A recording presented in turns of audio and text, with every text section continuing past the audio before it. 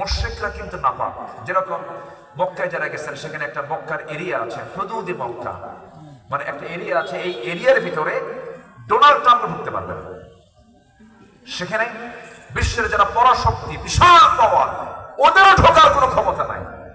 আল্লাহ বলছেন ইন্নামাল মুশরিকুনা নাজাসুন, মুশরিকরা হলো নাপাক।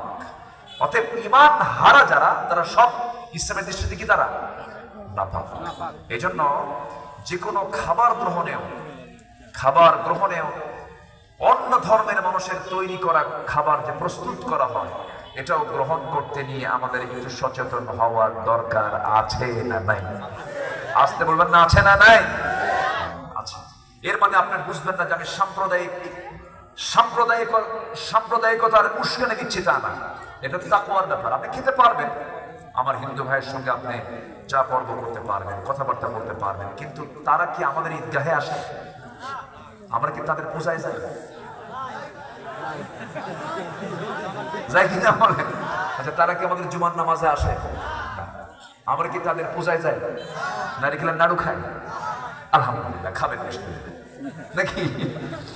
ধর্মীয় বিষয়টা খুব স্পর্শকাতর। আমরা এখানে নিজেকে বিলায় দেব না, এগুলো বিলানো যাবে না, এগুলো ঠিক না, এত অতিকথন ঠিক না। সকল ধর্মই মিথ্যা কথা বলতে পারো না, এটা ঠিক আছে, কিন্তু ধর্মের প্রশংসা হবে মুসলমানের মুখ থেকে দুইটা না একটা? বলেন, একজন মুসলমান ধর্মের প্রশংসা করবে দুই ধর্মের না এক ধর্মের? তার নাম কি? ইসলাম। আরো জোরে, আরো জোরে, আরো জোরে। এই জায়গায় আমাদের আপসহীন থাকতে হবে, কারণ ইসলাম আল্লাহ নিজেই যে বলতেছেন ইন্নাদ-দীনা ইনদাল্লাহিল ইসলাম, একমাত্র দিন, একমাত্র ধর্ম, একমাত্র জীবন বিধান আমার আল্লাহর কাছে একটাই, তার নাম কি?